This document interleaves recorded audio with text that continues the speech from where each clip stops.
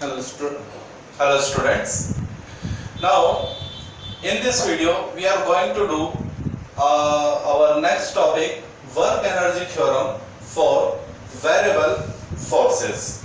In the previous video, we have discussed about the work energy theorem, but that was for constant forces. कई बार क्या होता है कि हमारे पास कुछ फोर्सेस होती हैं जो कांस्टेंट होती हैं, जो चेंज नहीं होती, जैसे ग्रेविटेशनल फोर्स mg, पोजीशन चाहे कुछ भी हो, mg हमेशा कांस्टेंट रहता है।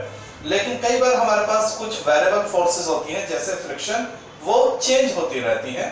ओके, सो आज हम वर्क एनर्जी थ्योरम का एक्सप्रेशन निकालेंगे फॉर द वेरिएबल फोर्सेस। तो let's do it. Dear students, आपको काइनेटिक एनर्जी का फॉर्मूला पता है, क्या होता है? Half m v square. This is the formula of kinetic energy. Okay, so now do the differential of both side with respect to time. आप दोनों तरफ टाइम के रिस्पेक्ट में डिफरेंशियल करेंगे तो you will get this expression. Okay, I think that this is, ये आपको समझ में आ गया होगा। What we have done, we have taken the formula of kinetic energy and make the differential both sides with respect to the time. Okay, let's see what we have. dk over dt, differential of kinetic energy with respect to time, half m is taken outside because half is constant, m is mass is also constant. Okay, so d over dt of v square. Okay, चलिए d के over dt you can write it m by 2. now the differential of v square with respect to t, तो ये हम कैसे करेंगे? जिन बच्चों को इससे पहले हमने आपको डिफरेंशियल का एक वीडियो बनाया था, देखिए अगर मैं ये लिखूं dt स्क्वायर बाय dt, तो ये कोई भी बच्चा कर देगा 2t, क्योंकि x की पावर n का डिफरेंशियल हमने आपको बताया था। देखिए x की पावर n का differential of x to the power n, ठीक है, तो वो क्या था? n minus 1। याद आ गया होगा सभी को, x की पावर n का differential with respect to x, n। ये क्लियर हो गया। अब दिक्कत क्या है, अगर यहां हम x की जगह y कर दें, देखो ऊपर भी x नीचे भी x, तब तो क्लियर है। लेकिन अगर हम यहाँ कुछ और टर्न कर दें तब ये कैसा हो जाएगा? देखिए ये तो आपको क्लियर है, लेकिन डिफरेंशियल ऑफ x, अब मैं यहाँ, ये दोनों टर्म क्या है? डिफरेंट, यहाँ y है, यहाँ x, तो इसको कैसे करेंगे समझ लीजिए। सबसे पहले आप इसको नॉर्मल डिफरेंशियल कीजिए। नॉर्मल डिफरेंशियल कैसे? n y की पावर n माइनस 1, जो x का जैसे नॉर्मल था, x की पावर n का डिफरेंशियल, तो ये हो जाएगा दिस, तो y है तो y। बस फर्क क्या है कि अगर ये दोनों टर्म डिफरेंट है तो यहाँ पर आप क्या करेंगे, एक चीज और ऐड कर देंगे, dy ओवर dt। इस चीज को आप समझ लीजिए। क्या ये बात आपको समझ में आ गई? तो इसको यहाँ अप्लाई कीजिए। देखिए डिफरेंशियल करना है v स्क्वायर का t के रिस्पेक्ट में, तो सबसे पहले v स्क्वायर का डिफरेंशियल क्या हो जाएगा? 2v, ये तो हमें मालूम है। अब ये दोनों टर्म क्या है? डिफरेंट, तो यहाँ पे क्या कर देंगे? dv over dt। क्या ये बात आपको समझ में आ गई? Is that clear? चलिए, तो जो जिन बच्चों का मैथ्स अच्छा होता है वो इस चीज को समझ जाते हैं, ठीक है। तो 12th क्लास में आके आप डिफरेंशियल और इंटीग्रल को बहुत अच्छी तरह समझेंगे जो मैथ्स के स्टूडेंट है। चलिए 2 से 2 क्या हो जाएगा? कैंसिल आउट हो जाएगा।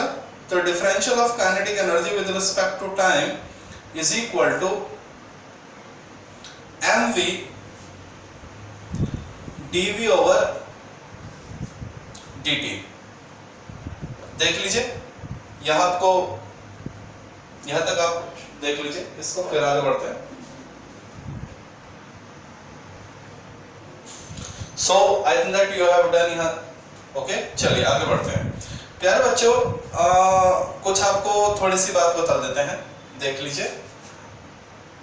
अगर हम x का differential displacement upon time dx over dt ये किसके बराबर होता है? वेलोसिटी के। और dv ओवर dt ये किसके बराबर होता है? एक्सेलरेशन के। ये आपकी प्रीवियस इंफॉर्मेशन आपके पास होगी। वेलोसिटी क्या होता है? Displacement upon time. एक्सेलरेशन क्या होता है? Velocity upon time. तो चलो ध्यान दीजिए, यहाँ dv ओवर dt किसके बराबर हो जाएगा? एक्सेलरेशन के बराबर हो जाएगा। तो dk over dt is equal to mva। यहां तक बात समझ आ गई आप लोगों को? चलिए move on. dk over dt ma into v।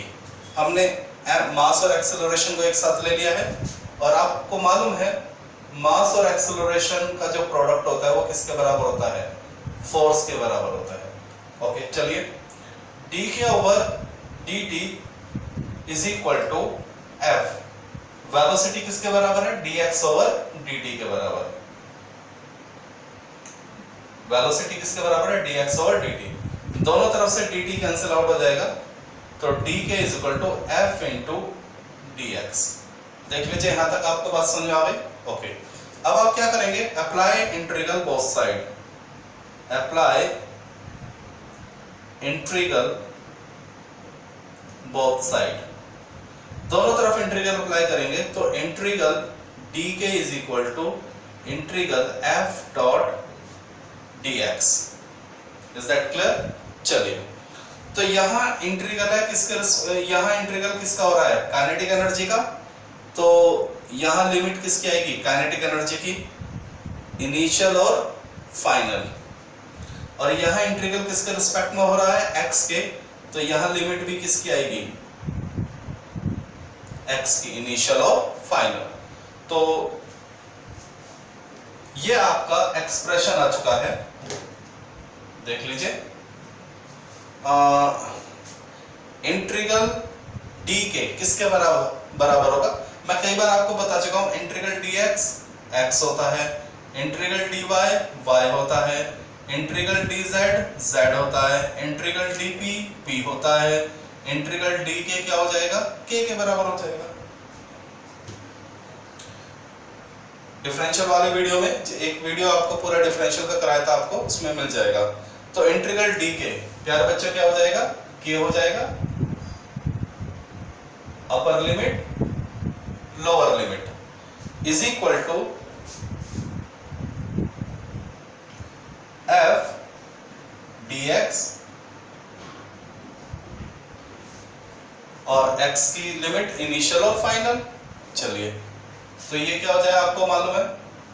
Upper limit minus lower limit, यानी final kinetic energy minus initial kinetic energy, x initial final f into dx. This is the work energy theorem for variable forces. This is work energy theorem for variable force.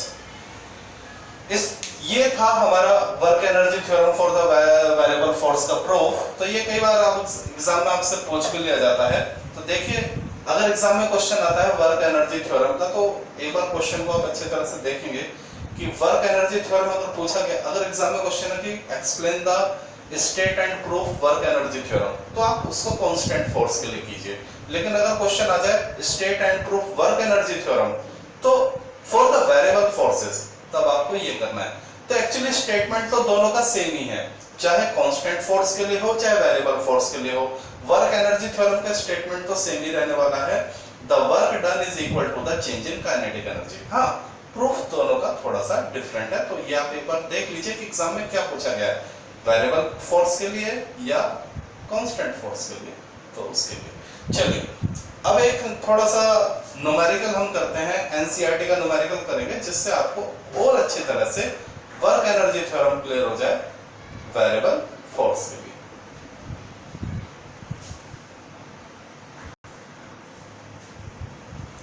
So dear students, now we have a numerical based on the concept but we have studied work energy theorem for the variable forces. So let's do the example 6.6 of our NCERT. Let me explain you the whole event. इसमें क्या है प्यारे बच्चों, हमारे पास एक मास है 1 kilogram का which is moving with velocity 2 metre पर सेकेंड. तो जैसे ही ये मास चलता है, इनिशियली जो सरफेस है वो स्मूथ है,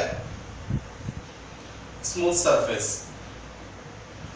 लेकिन जैसे ही ये जो सरफेस है, वैसे तो ये स्मूथ सरफेस है, लेकिन इस सरफेस पर एक रफ पैच है. रफ पैच मतलब जैसे खुरदरा धब्बा, कुछ इस तरह का. और ये जो रफ पैच है ये एग्जिस्ट करता है 0.1 से लेके 2.01 तक. इसकी रेंज है. ये जो रफ पैच है, खुरदरा धब्बा, ये 0.1 से 2.01 तक इसकी रेंज है. तो जैसे ही ये मास 1 किलोग्राम का ऐसे चल रहा है, तो जब ये मास 0.1 से लेके 2.0 के बीच में मूव करेगा, ओके, तो इस पर क्या वर्क लगेगा? इस पर फ्रिक्शन भी लगेगा. तो हमसे क्या बात पूछी गई है? हमसे ये बात पूछी गई है कि जब ये मास इस पैच से बाहर आएगा, ये ऐसे दिस मास इज मूविंग और ये मास इस पैच को भी क्या करेगा? क्रॉस करेगा. तो हमसे पूछा गया है जब ये मास 1 किलोग्राम का ये जो मास है, जब ये मास बाहर आता है यानी इस पैच को क्रॉस कर देता है, तो उस वक्त इसकी काइनेटिक एनर्जी क्या है, और दूसरा इसकी फाइनल वेलोसिटी, यानी जब ये इससे बाहर आएगा, इस रफ पैच में ये कितनी वेलोसिटी से एंटर करेगा? 2 मीटर पर सेकंड से. लेकिन जब बाहर आएगा तब हमसे क्या पूछी है? इसकी फाइनल वेलोसिटी. तो लेट डू द न्यूमेरिकल. तो इसमें ये जो मास है, ये जब ये रफ पैच में वर्क करेगा, देखिए 0.1 से पहले और 2.01 के बाद तो सरफेस क्या है? स्मूथ है, कोई दिक्कत नहीं. लेकिन बीच में जो रफ पैच है, यहाँ पे ये क्या फील करेगा? फ्रिक्शन. तो let do the solution. Since देखिए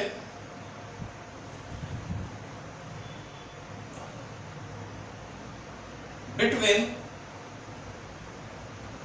x is equal to 0 to 1 and x is equal to 0.01, the box experience, या हम ये लिख सकते हैं there is a friction. और फ्रिक्शन क्या होती है प्यारे बच्चों? एक वेरिएबल फोर्स होती है. there is a friction act on box. यहां से लेके यहां तक बॉक्स पे क्या लगेगा? एक फ्रिक्शन लगेगा, जो क्या होती है? वेरिएबल फोर्स होती है. तो यानी हम इस पर क्या अप्लाई करेंगे? वर्क एनर्जी थ्योरम अप्लाई करेंगे, लेकिन वेरिएबल फोर्स वाली. तो वी हैव, देखिए वर्क एनर्जी थ्योरम क्या थी वेरिएबल फोर्स के लिए प्यारे बच्चों? Final kinetic energy minus initial kinetic energy integral initial x final x, बताइए क्या था? F into dx. तो ये था हमारा work energy theorem for the variable forces. तो लेट डू द सॉल्यूशन. तो सबसे पहले हम एक काम करते हैं, चलिए इसको इक्वेशन नंबर क्या मान लेते हैं? 1 मान लेते हैं. ओके, तो क्या हम देखिए हमसे क्या पूछी है? फाइनल काइनेटिक एनर्जी पूछी है. क्या हम इनिशियल काइनेटिक एनर्जी निकाल सकते हैं? बिल्कुल निकाल सकते हैं. इनिशियल काइनेटिक एनर्जी क्या हो जाएगी? Half m u square. Half मास कितना दे रखा है? 1 किलोग्राम, और इनिशियल वेलोसिटी कितनी है? 2. तो दैट इज बिकम, सॉल्व करेंगे तो प्यारे बच्चों ये 2 जूल आ जाएगा. 2 का स्क्वायर 4 हो जाएगा, और नीचे 2 है तो वी विल गेट 2. तो इनिशियल काइनेटिक एनर्जी हमारे पास है. तो देखिए इक्वेशन 1 बिकम, हमारी जो इक्वेशन नंबर 1 है वो क्या हो जाएगी? Final kinetic energy minus initial kinetic energy, वो कितनी हो गई? 2 joule is equal to integral. अब इसमें जब ये बॉक्स रफ पैच में चलता है तो तब ये एक फोर्स को एक्सपीरियंस करता है, जो फ्रिक्शन जो हमें लगेगा, ठीक है, यहां पर जो फ्रिक्शन है वो फ्रिक्शन हमें दिया हुआ है, ठीक है, देयर इज अ फ्रिक्शन, और वो फ्रिक्शन हमें गिवन है F is equal to minus k x, ये हमें गिवन है, ओके। तो F की वैल्यू कितनी है, minus k x D x. तो हमने किसकी वैल्यू रख दी, F की वैल्यू रखी है, और x की इनिशियल और फाइनल वैल्यू कितनी है, 0.1 इनिशियल वैल्यू और 2.01 हमारी क्या हो जाएगी, फाइनल वैल्यू। ये इनिशियल का काम करेगा और ये फाइनल पोजीशन का काम करेगा। यहां तक बात समझ में आ गई प्यारे बच्चों? चलिए, और दूसरा k की वैल्यू हमें कितनी गिवन है, 0.5, where k is equal to 0.5 joule, ये हमें गिवन है। इस स्मॉल k की वैल्यू हमें गिवन है। चलिए, तो final kinetic energy -2 is equal to, प्यारे बच्चों k कांस्टेंट है तो ये क्या आ जाएगा, बाहर आ जाएगा, 0.1, 2.01 और dx ओवर x। देख लीजिए x किसका फॉर्म में आ जाएगा, dx के। प्यारे बच्चों इस चीज को नोट कर लीजिए, एक फॉर्मूला है, इंटीग्रल 1/x का जो इंटीग्रल होता है वो log x होता है। 1/x का इंटीग्रल, log x का डिफरेंशियल 1/x, तो 1/x का इंटीग्रल log x। जब मैंने आपको ये डिफरेंशियल और इंटीग्रल सिखाए थे तो वहां मैंने बताया था ये दोनों एक दूसरे के क्या होते हैं, रिवर्स होते हैं, अपोजिट होते हैं। अगर x का डिफरेंशियल y है तो y का इंटीग्रल x हो जाता है। यानी जिनको डिफरेंशियल के फॉर्मूले याद है उनको इंटीग्रल के फॉर्मूले ऑटोमेटिक याद हो जाते हैं। तो 1/x का इंटीग्रल log x होता है। तो देखिए, फाइनल काइनेटिक एनर्जी -2, k की वैल्यू कितनी है, k की वैल्यू हमारे पास है 0.5, ठीक है। हम चाहे तो इस वैल्यू को बाद में रखेंगे, कोई अभी जल्दी नहीं है। चलिए पहले इसको सॉल्व कर लेते हैं। तो ये हमारा हो जाएगा प्यारे बच्चों log x, क्या आ जाएगा, log 1/x क्या हो जाएगा, log x, और इसकी लिमिट क्या है, 0.1 और 2.01। अच्छा, इसमें एक बात ध्यान देना, ये बेस e होता है, क्या होता है, 1/x का इंटीग्रल log x तो होता है लेकिन विद बेस e। जिन बच्चों का मैथ्स अच्छा है उनको मालूम है कि log, एक बार log बेस 10 में होता है, एक log बेस e में होता है। तो यहाँ ये जो log आएगा वो बेस e में आएगा। फाइनल काइनेटिक एनर्जी -2 माइनस का k, ये आपको मालूम है upper limit minus lower limit, तो log 2.01 माइनस का log 0.1, अपर लिमिट माइनस लोअर लिमिट, ये हमारा वैल्यू पुट करने का तरीका है। दूसरा आपको मालूम होगा, आपने सीखा होगा, log x अपॉन y होता है log x minus log y। ये आपने छोटी क्लास में सीखा होगा ये सारी इंफॉर्मेशन। तो देख लीजिए, ये क्या हो जाएगा हमारा, फाइनल काइनेटिक एनर्जी -2 माइनस का k log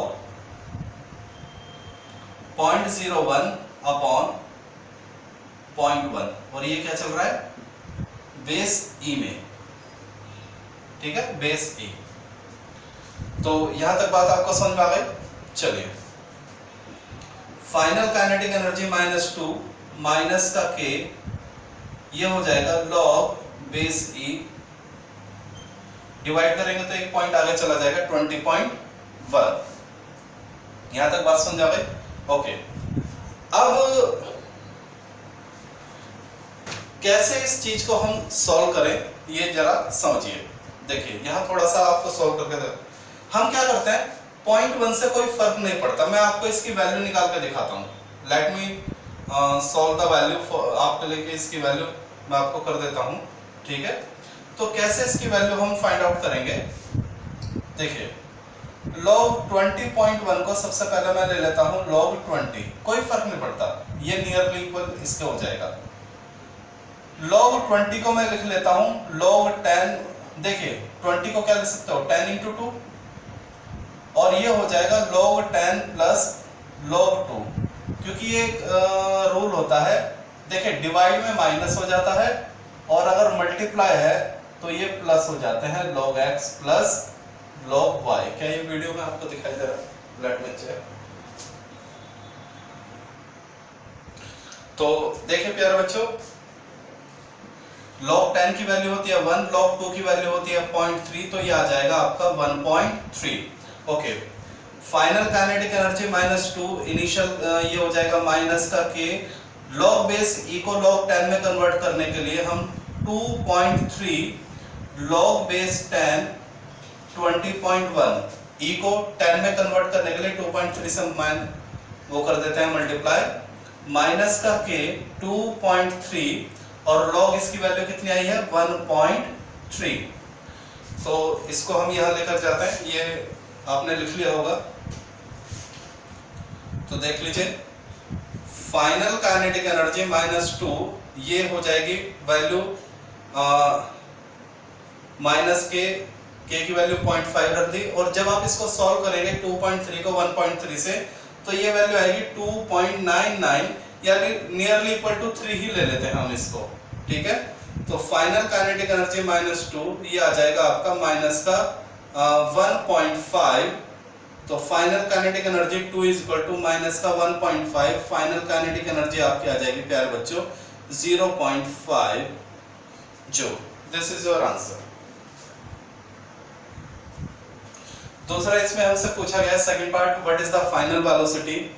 तो kinetic energy is equal to half m final velocity का स्क्वायर, तो यहाँ से vf स्क्वायर हो जाएगा 2k ओवर m, तो vf is equal to under root 2k over m is equal to under root 2, final kinetic energy हमारी 0.5, mass 1 kilogram, तो that is